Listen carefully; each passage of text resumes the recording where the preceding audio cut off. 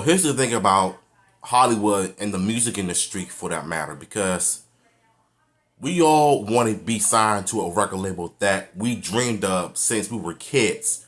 We love listening to our favorite artists because of that record label.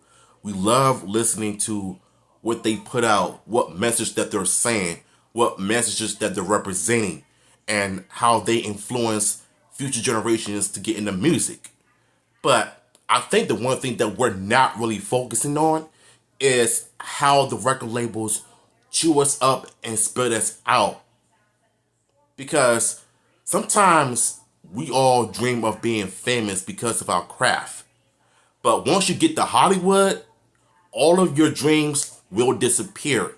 And you're going to end up living in their own lifestyle instead of living in your own lifestyle. That's why you take rappers like Tom and Donald or any other YouTube content creators that are great rappers that have great records, great songs that are trending on social media that are not being controlled by the record labels. If you take Tom and Donald, for example, he raps about all of this stuff all the time about the record labels, of how they mistreat you, they're ruining your money and all of that. Because all of that is true. So, link to the original video and shout outs to Truth Is for this one. Let's get to it. Is that you are a professional artist who's able to make a living off your music. This alone has convinced millions of artists to chase after the approval of the record labels, hoping they get their big break. For the very few artists that get that record deal meeting, get signed by a major label, it doesn't take long for them to realize what they wanted wasn't at all what they expected. They quickly catch on to the fact that the record labels are really just trying to rob them blind. Hey guys, I hope all is well. Welcome back to The Truth Is, where I drop new videos every other day exposing the truth. In today's episode, we will be talking about shady record labels robbing their artists blind. But before we begin, I just wanted to let my patrons know that a new Patreon exclusive is dropping tomorrow. This video is about a police officer who discovers a secret satanic cult for the elite in New York City. If you're one of my Patreon members, you can expect that video early tomorrow, so don't miss it. Thank you all. Now let's get right into it.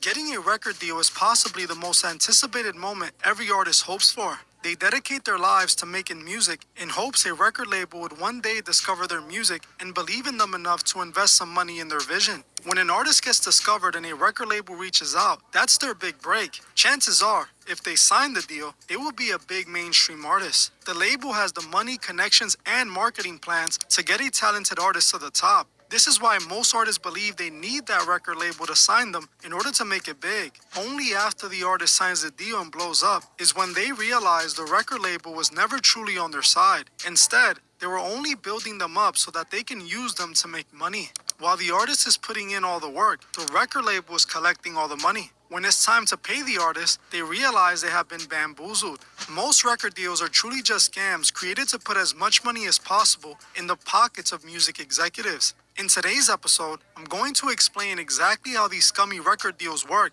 and how they trap thousands of artists in deals that are designed to keep the artists in debt. In order to understand how record labels rob their artists, we must first understand how record deals work. If you saw my video, The Truth About Record Labels 3 years ago, you would already know how these record deals work. But considering it's been 3 years and I have gained over 270,000 new followers since then, most of you might have not seen that video. So let me give you a quick overview of how record deals work. But if you want an in-depth look, make sure you check this video out after this one. If you want to watch it, head over to my channel page, go to videos, hit the popular filter at the top, and it'll be the first video that pops up. Now, the way a record deal works is rather disturbing. Essentially, a record deal is a high-interest loan designed to keep the artist in debt and enslaved to the label. When an artist signs a record deal, they are going into a partnership with the record label they get signed to. The partnership usually works.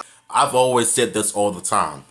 It don't matter what your dreams are, whether you want to be an actor, an actress, singer, rapper, or a critic, whatever it is that you want to do, especially if you're into music. Say if you want to be one of the best rappers alive, or the best R&B singers of all time, or you could just be a mix of both, rap and R&B. But my thing is this.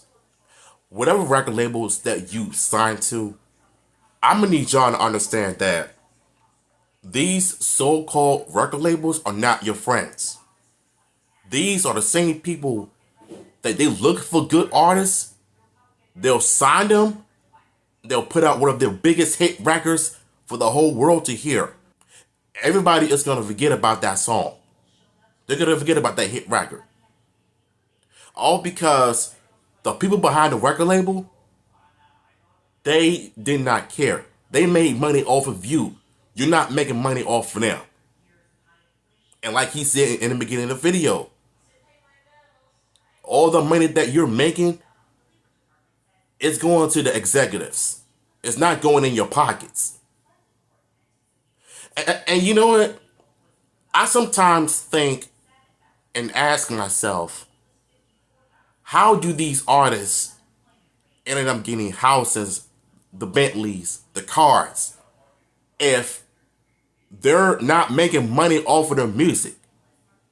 How is that possible? I don't know. Connections and marketing to blow an artist up. So an artist will sign a deal with the label that states the label will provide funding and other services for a percentage of future earnings made by the artist before the expenses are paid. Most record deals, especially for new artists, are usually 20-80 split, with 20% of the profit of the music going to the artist, while the other 80% goes to the record label. Sometimes it's even lower, going down to as low as 12%, which already tells us most of the money made by the music ends up in the hands of the labels. Now, making music is expensive. Artists need to pay for studio time, producers, music videos, and so on. This can cost hundreds of thousands of dollars, sometimes even millions. Money that an inspiring artist just normally doesn't have access to. But the label does have that kind of money. When an artist signs a record deal, the label provides that initial funding to the artist by lending them the money they need to get their career going.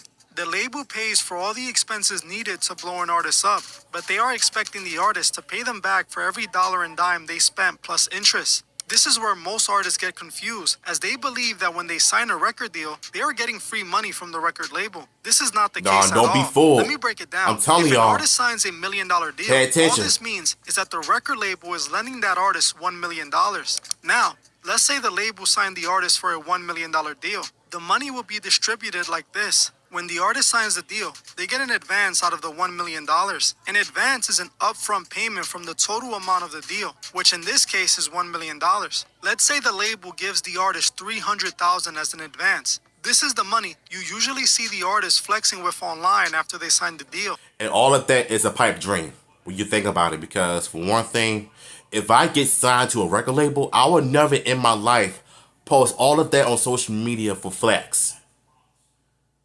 Because if I get signed to a record label, I would have kept all of that to myself. I wouldn't have posted on social media for the whole world to see. Because that's how a lot of niggas out here get killed and robbed, because of them posting stuff like this. And you wonder why most of these black artists don't really make it out alive in this world, because of stuff like this. Am I right or wrong? That out of the artist's $1 million deal, they only have $700,000 left because they got an advance of $300K, but they now owe the label $300,000. Now, with the remaining $700,000 left from the deal, the record label uses it to fund the artist's career. They pay for studio time, producers, designers, photo shoots, music videos, and everything in between. Let's say the record label spent $800,000 after paying for all those important things. This means the artist now owes the record label $1.1 million. Before the artist even gets a hit song or sees any success, they are already in a high amount of debt. Now, so basically, that's like telling me you have to pay the record label back. After you made one hit record, you made billions of dollars off of that one song. You're not making money off of your songs or music. They're making money off of you. You are basically paying these people back. And so that's the thing that really scares me about the music industry. Because if you're good at something, show it. But if you're signed to a record label that is known for selling a lot of souls, snatching a lot of souls into them putting out a lot of skank music. Take Sexy Red and Gorilla, for example. Megan Thee Stallion, Nicki Minaj, among others. and people are influenced by that. Do you know how scary that'd be? If my daughter was into that? That's where, as a father, you really have to step in and make sure that does not happen to your child. Same can be said about the record label. You get signed to it. You thought you was going to make some good money. You was going to make a living making music, making money off of your songs. But in actuality, you're not making money. You're not making money out of it.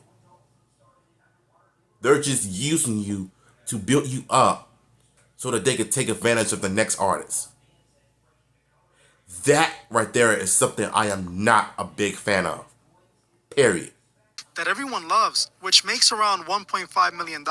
You may be thinking the artist is now debt-free and actually made some money, right? Well, no, not at all. This is when record deals get scummy and show their true colors. While the artist did just make $1.5 million, they have to give 80% to the record label before paying back any expenses. Key word, before. So if the label is getting 80% of what the music makes, which is 1.5 million, they keep 1.2 million as their profit. Now you might be saying, well, at least the artist made 300,000, which is better than nothing. Well, no, you're wrong again. The artist actually makes $0 because the remaining 300,000 is applied to the $1.1 million dollars the artist owes the label. Remember, the artist owed the record label $1.1 million as that's what they invested in their music. Yes, the artist made $1.5 million, but the record label takes their 80% cut first and then applies the remaining money left to the debt the artist owes. This means that the artist now owes the label $800,000 plus whatever interest they're being charged.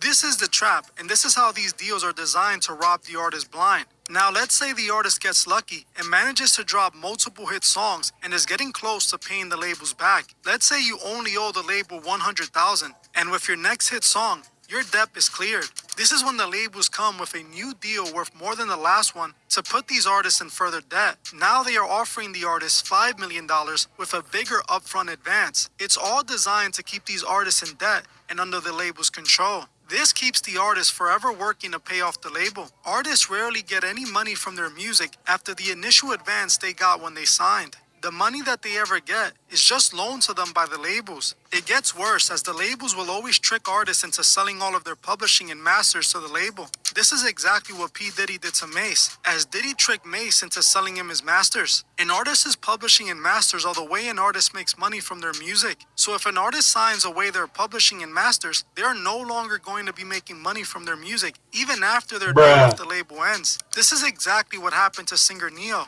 who when he was coming up signed a bad deal that not only left him broke, but also without the rights to his early music. According to Neo, he signed a deal with Columbia Records when he was still new in the industry. He claims that the record labels controlled everything about him, how he dressed, what producers he worked with, and what music he should write. By the end of his deal, he left the label broke and with no hope, as he was shelved because he couldn't get a hit song. Sometime later, Neo was driving to a job interview when he out of nowhere heard one of his songs on the radio being sung by another artist. This broke Neo, as he couldn't believe the record labels just stole his song and gave it to another artist. Well, okay, so before my deal with Def Jam, where everybody got to know Neo, I went by my regular name Schaefer, and I had a deal with Columbia Records. This was a few years before the Def Jam deal, and that basically went left because I didn't know that I could say no to stuff. Like they basically had me. It was like, no, don't write these type of songs. No, don't work with those producers. Work with these producers. No, don't wear that. Wear this. Like they basically had me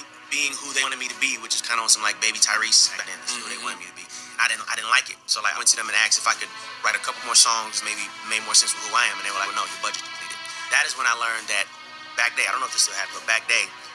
So your A&R will fly you out. You know, because I'm still living in Vegas, so they fly me to New York, take me to this fancy restaurant. Every time I come to New York, we go to this fancy restaurant, and then as soon as the bill comes, we throw out a credit card. Right? I had no idea that my budget is on that credit card. So I just paid for that dinner. No clue that money is mine. But oh no, don't worry about it. We got throw that credit card. That's scummy. Wow. Deep. So basically, they just took advantage of him. To think that these record labels was gonna treat you like family, then all of a sudden that you just decided to take You see what happens when we all have a pipe dream? We think about going to Hollywood and becoming something, but not realizing that the devil is in Hollywood are the ones that are corrupted and evil that will take advantage of you and just steal your dreams. This is disgusting coming from Columbia Records. The fact that he had to go on a job interview and happen to have his songs being sung by another artist besides him is not only disheartening, but I feel like it's like a to an upcoming artist. Whew, bro, that would be enough for me to go off. But I'm better off just having my own record label and making my own money off of my stuff, where I don't have to allow corporate to control my life. So that's the only way I would have saved my music career, is built my own record label. They wanted me to work with. They had my hits already set for me. So when I went back to them trying to record some more songs, they were like, budget completed. And I'm like, well, I don't. This album is not. I'm listening to this music and like, this ain't me, bro. Like I don't, like, bro, it's not supposed to be you. It's Smoke and Mirrors. I'm like, nah, damn, that's Smoke and Mirrors. So they shelved me for like 2 years. I sat on Columbia Records. Couldn't do nothing. Couldn't go nowhere. So my manager at the time went to them and eventually got them to let me go, but they kept their song that I wrote, kept the whole album. And at this time, I really don't know nothing about publishing and none of that, so I don't care. I'm like, fine, I just want to be free. So, another part to the story. A few months after that, right, I'm actually driving en route to a job interview, and a song comes on the radio. If I wanted that girl, then I would be with that girl, but that one ain't for me. Marcus Houston. Oh, yes, I know. I was thinking, why not that? Yes. That song was supposed to be my first single when I was signed to Columbia Records. They gave it to Marcus Houston. Didn't tell me. I got no money, no nothing. I'm on my way to a job interview, crushed, destroyed, because I'm like, my foot was right in the door. I was right there. Yeah, Marcus. As you heard for yourself, Neo explained how he signed a bad deal and was robbed for the rights to his music. He couldn't do anything as he sold the label his rights when he signed that record deal. This is common practice in the music industry, and just one of the techniques the labels use to rob their artists blind. We all remember how Birdman robbed Lil Wayne and didn't want to pay Lil Wayne millions of dollars that he owed him, even though it eventually... In all honesty, Birdman was a trash rapper. All he rapped about was cars, Bentleys. It's like, what is you even rapping about? And I see why the Young Money crew didn't really last long. I mean, Birdman was just trash. He was trash. Man had got Young Thug and his manager to try to get rid of Lil Wayne. You may be thinking this all could be avoided if the artist had a good lawyer. Well, the thing is, the labels also rigged that as well. Most top entertainment lawyers are working directly with the labels even though they're not supposed to. The artist's lawyer is supposed to be someone who's on the side of the artist and is working towards their best interests. But if the lawyer is connected to the label and is being paid by them, how loyal are they really going to be to the artist? These lawyers, instead of trying to get the artist the best deal, they try and get the label the best deal, as the label is greasing their hands behind the scenes. Now, when the artist asks their lawyer if the deal is a good or bad one, even if it's terrible, the lawyer would advise the artist to sign the deal because he's secretly working for the label. This is actually what happened to the Migos, as after years of being signed to QC, they realized QC was robbing them using their lawyer. See, the lawyer the Migos had was secretly working for the record label and was advising the Migos to take bad deals and put more money in the label's pockets. The whole time, the Migos thought their lawyer was helping them. Instead, he was helping rob them. When the Migos found out, they sued and eventually settled the matter out of court. Oh my God. This is all starting to make sense. Look, personally, I'm not the biggest fan of the Migos, RIP Takeoff, but it is so messed up that their so-called lawyer was signing with the record label to side with the bad ones in order to put more money into it. Basically robbing them of their careers. Woo! Oh, man. I've always said this. Be careful of who you sign with. You need to know about their backstories, background checks, if they're the right record labels for you, if they're the right lawyers to hire, and if they're secretly working with the record label in order to keep you silent, take them to the court. Get that bag. Because I don't care what kind of music you make, do not allow the record label to make you a puppet or treat you like a dog or sell your soul. Don't ever do that. No matter what, even if they die. In fact, when an artist dies, the record label makes millions, and I'm not talking about music streams, as that's just more money on top. I'm talking about life insurance policies. Did you know that when an artist signs a record deal, they are agreeing to allow the record label to open up life insurance policies on the artist, with the label being the beneficiaries? This is put in by the labels as insurance, just in case the artist dies after the label spent millions on them. This way, the label gets some of their money back if for whatever reason the artist dies. But it's been speculated that these labels might be taking advantage of that clause. Signing artists like drill rappers, they know will likely pass away while they're still signed. It's even believed in some cases that these record labels are behind the artist's death themselves. French Montana himself confirmed that record labels are taking advantage of these insurance policies on their artists. But now it's even crazier because they getting life insurance on artists. At least back then we didn't have that. Somebody told me that. Yeah. Is a label signing an artist in good faith taking a life insurance out of him? No, you praying on his death, praying on making millions on his death. Or are they being realistic though? Both. They're being realistic, and you're supposed to have life insurance anyway.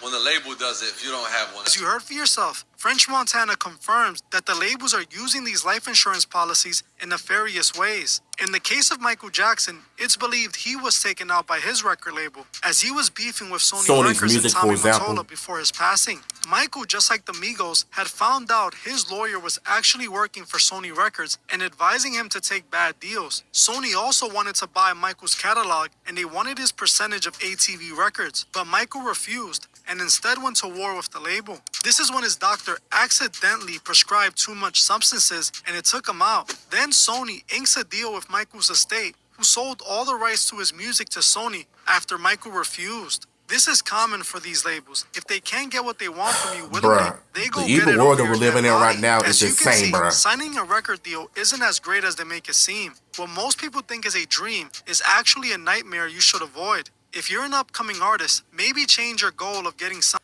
Here's the thing, and I'm gonna leave this all right here.